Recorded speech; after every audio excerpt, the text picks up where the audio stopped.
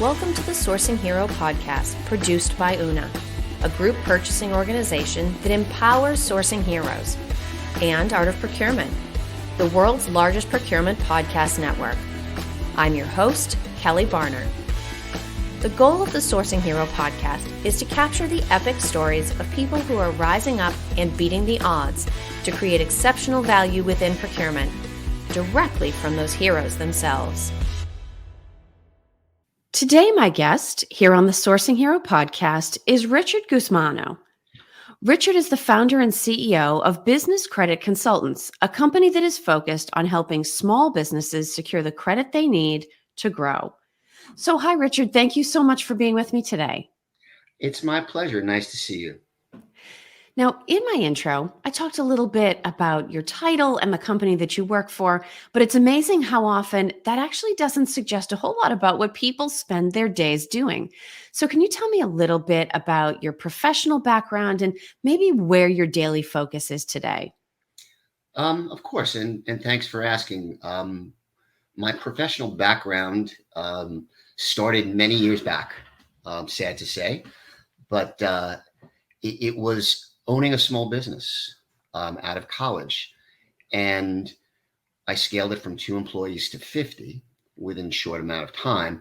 But what you experience with all that growth is cash flow issues, growth issues, human resource issues, unemployment insurance issues, things that you learn about with baptism by fire, if you will. And one of the things that stayed with me was how accounting and certain line items and how people view your business is a huge dynamic in terms of using leverage or trying to when you want to grow. And that has stayed with me. And that was really the impetus for starting a consulting group after doing other things along the way, always owning businesses and scaling them.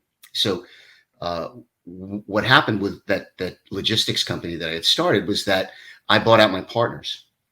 And instead of line iteming that purchase as that I bought them out, the accountant put it on our balance sheet as the business bought them out. And so now I now had a negative equity. And with the line of credit from our bank, now that was termed out. And now the way that we were presented was in a less positive light. And so we have become a business consulting group for small business owners who don't have the savvy or the knowledge on how to be, how the optics look for when they want to use leverage. And it was that small thing, but it wasn't small to me at that time, obviously. And so our practice is involved in looking at small businesses' personal credit, their earnings, their what balance sheet items are there, and how and what they want to use money to scale.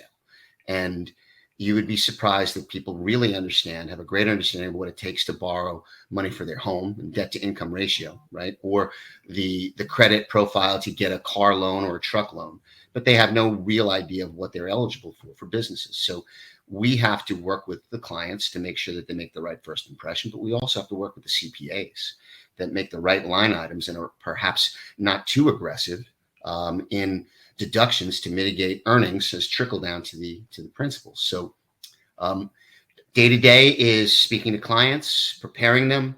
Where do your quarterlies look? What's going on? What are your projections? And preparing them. And what's the plan? Are we buying a company?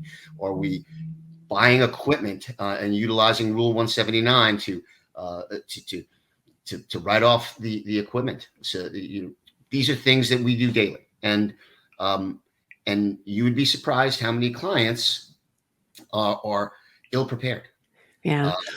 That's not what they do. Yeah. Well, I love knowing that this actually is something that has grown out of your personal, professional, entrepreneurial experience, because I've walked that entrepreneurial journey. A lot of my colleagues have.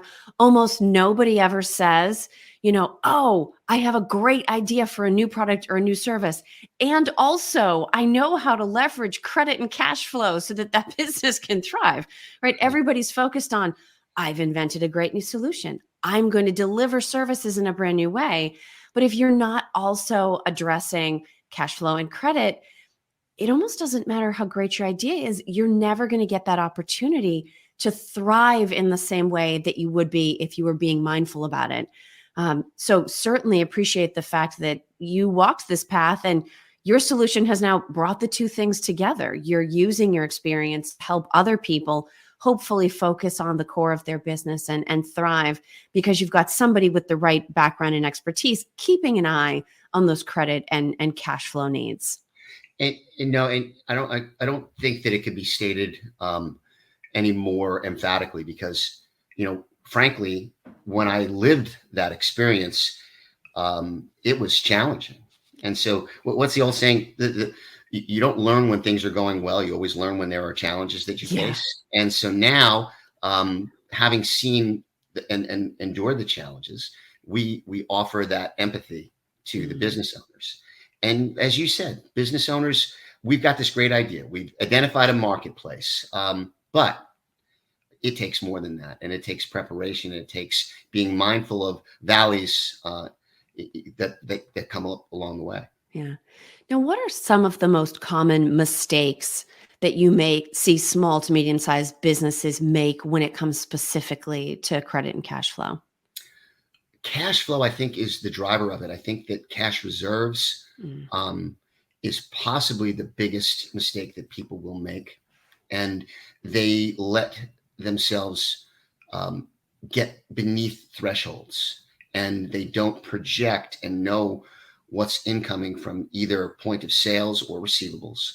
And they're not foreseeing that valley and they're not ahead of it. They're behind it. And once you're behind it, now you're reactive instead of being proactive. And now it's now you're tumbling and now you're kicking and scratching to stay above surface or to get air. And now you're making decisions in a knee-jerk fashion just to keep the lights on or just to keep the insurances paid or the 1040s and the 10 all your, I'm sorry, your 940s, your 941s paid. So that's what happens. And that's the biggest mistake that we see is not being prepared. But really that's because most business owners, as you said, are focused on the day-to-day and, the entrepreneurial spirit and the will to overcome that positive thought process. They persevere and they think that it will just all come out in the end because of positive thinking. But there has to be a measure of forethought. Well, it's interesting as you talk about business owners allowing themselves to dip below certain thresholds. It almost reminds me of sort of a stereotypical Vegas or gambling scene where somebody's down in the count, right? And they think, but this next hand, right? That's going to be what puts me back on the table. This next round, the next spin of the wheel. And you would say to most entrepreneurs, does that seem like a good way to manage your funds? And they would say, no, that's crazy. But we're actually doing the exact same thing by getting behind or dipping past those thresholds, right? I mean, it's the same sort of mistaken risk belief that events are somehow going to turn things around for us. It's a great parallel, but that's what they think. Yeah. And it's the next big deal, or I've got this big client, or we're expecting this big job, and it's very challenging. And then as an aside, to add to that, what we see is when business owners know that, let's say using 2023 as an example, they know this year's not been great, that maybe they've reinvested in the business. Maybe they have taken on additional staff, or as COVID's reminded us, the cost of goods sold have changed drastically and our numbers don't look good. We should be borrowing before we do the taxes. We should be borrowing off of non-audited statements of profit and loss and balance sheet from a quarter that looks good, rather than waiting for the taxes to come and then showing those losses, because that's now the optics to a bank or to an institution is going to be negative. So understanding, it goes back to the original point, understanding where you are and understanding what's coming. Do you want money for infrastructure or for marketing and advertising to make sure next year is going to be better? What do you want? And is now the time to borrow because we know it's not going to look great next quarter. Mm. Now, you mentioned banks. So when we think about partnering with, and there's a lot of different kinds of lending institutions, right? When we think about partnering, what should these business owners be looking for? Because not all banks are the same. What should go into that decision about where they place their money, where they go for credit or to borrow, and where they partner from a financial institution standpoint? Interesting question, interesting times. There are a lot of different lenders that are now offering online banking and really and online accounts. Really, the question should be what you want that partner to be and what that partner specializes in. So some of the larger banks, they're not as interested in small business owners as some of the smaller banks, whether it's a community lender or, if we're looking at the 20 top banks in the country, maybe the top 3 or 4 are less interested in small businesses. Mm-hmm. So maybe you should be looking at one of the other banks that is more aligned with your needs and then also your business type. So if you are a contractor and your bank doesn't really like working with contractors, that's not really a bank that you want to be at, because when you go and apply, you may already be on a list of a NAICS code, which is how they classify businesses. You may be on a list that's just, it will be an automatic decline unless they get a small business association guarantee. Doing a little bit of research. But again, that's hard. Small business owners, and that's kind of why we have a practice where we know which bank wants to deploy capital in which situation and which bank is going to be more flexible, where they're going to give you the face time that you want, you need. And how that's challenging to deal with the day to day, to now ask them to be ahead of their finances and to be projecting. And now let's have them do more research in terms of what bank they need to do to deal with. So there's a lot of, business is hard in and of itself, but understanding all these other stories are really what is the it's the guidance that people just don't have and what they need. Yeah. Now, a lot of the regular listeners of the Sourcing Hero podcast work for large companies, enterprises that are in some cases going out of their way to partner with smaller companies. They might be doing it for the sake of innovation. They might be doing it to partner local.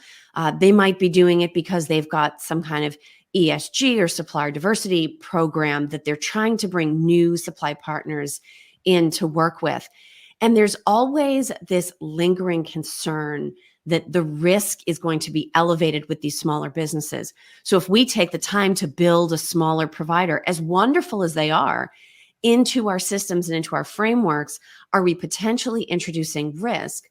What are some of the things that you would suggest procurement and sourcing teams look at to make sure that if risks are there, importantly, they're being uncovered, but even potentially to make sure that this sort of negative generalized stereotype around smaller businesses being riskier doesn't cause us to leave wonderful opportunities to partner with these smaller businesses and entrepreneurs out of our world? You make a great point. Due diligence is necessary because we see scenarios where very large firms that perhaps are, delivering things to our homes on a daily basis will outsource facilities management and outsource different contractor types of roles and jobs to local companies. And if those entities are not financially solvent, and perhaps they've borrowed inappropriately or taken on debt instruments that are short-term amortizations at a very high cost in terms of advancing them money, if they fail to pay their contractors, then there might be claims against the large clients. So to some extent, I think due diligence, knowing that these people are solvent, knowing that they're going to have the wherewithal to perform, and the reserves to take on the work. And then also, if you're going to go down that path, then introduce them. And there are ways of helping them with the receivables, making sure that they understand that if we double your business, do you have the ability to do so? And if not, we can introduce you to this particular partner that can help you address us, whether that be with a receivable or a purchase order, what have you. Now, I talked about some of the reasons that companies and procurement teams might want to partner with small businesses. Certainly working local, potentially diversity, bringing in innovation. But from an economic standpoint, this is something that all of us should care about. And I think it's something, it's always important to bring into these conversations to sort of bring it home, not just from a corporate or B2B spending standpoint, but as individual consumers and members of communities. Why is it that all of us need to think about the importance of creating situations where small businesses have the opportunity to thrive? Over 99% of the businesses in the country are small businesses. Half the workforce are employed by small businesses. And as baby boomers continue to get older, there are going to be a contingent of people that are going to be underemployed that are going to want to open up their own businesses. And the bedrock of our economy really is with these small businesses. And so, yes, we have to nurture and keep them along, because without these small businesses, the very foundation of what we're standing on will start to have challenges. So I can't agree with you more on that, but again, we have to be careful about it, and we have to be careful about where they are in the process. And we try to help the small business owner be strong. And these large entities need to look at it and maybe take that extra step to do the same. No, I think that actually provides an excellent transition to what my regular listeners will know is part of our tradition here at the Sourcing Hero podcast. Richard, I'm going to give you a choice of two questions. You can pick either one. And as many times as I've asked the questions, I've never heard a repeat. There's no such thing as a wrong answer. So whatever your thoughts are on this, we want to hear them. Your options are, what does the idea of a sourcing hero mean to you? Or if we want to take it a little bit broader, what do you think heroism looks like in a business context? Considering what we do, I think heroism in a business context is probably where I prefer to go with this, in that we're seeing the day-to-day challenge of the small business owner. And if these folks, and there are many of them that are providing honest services and honest work and customer service and follow-up and being professional and fighting the good fight. And we think that the importance of the small business owner and persevering and really being mindful and growing and helping people become employed, keeping them employed, and keeping the lights on, keeping the roof in the building on, and growing. We think that they really are the heroes. They're on a day-to-day basis, they're getting challenges. And it's, I was at a fintech conference this past weekend, and somebody a lot smarter than me from Harvard University said, if you work with a small business owner, give them a hug, because they need it. Yeah. And a lot of them, we all take business classes and we've been to college, but no one's really prepared for the struggles that they face. And in doing so, and staying solvent and staying around and keeping people employed and helping them and paying them vacations, and they are the heroes. They really are. And we just try to incrementally help them as asked, to help them do what they need to do. Now, Richard, if people are meeting you for the first time by listening to this conversation or finding a post about it on social media, what is the best way for them to connect with you, to get in touch, or to learn more about business credit consultants? Well, Kelly, obviously we're on LinkedIn under Richard Gusmano Business Credit Consultants, but our website, bccusa.com, is really the place just to check in and then add some information and reach out. Team BCC at bccusa.com is an email that comes in front of me on a daily basis. And really it's we just want to speak. If somebody has questions, we're happy to answer them. And it's not about revenue. It's let's point you in the right direction, try to help you. Are you ready? Do this. Make sure your credit's good. Make sure you're prepared. And that's how it starts. Thank you for listening to this episode of the Sourcing Hero podcast. Join us again next time for more true stories of sourcing and business heroism performed by your colleagues and peers. Look for the Sourcing Hero wherever you get your podcasts, and don't forget to subscribe. Finally, don't forget, sourcing heroism is taking place all around us every day. Keep your eyes open and you're bound to see it. Until next time, I'm your host, Kelly Barner. Stay well and always remember that you can be a hero too.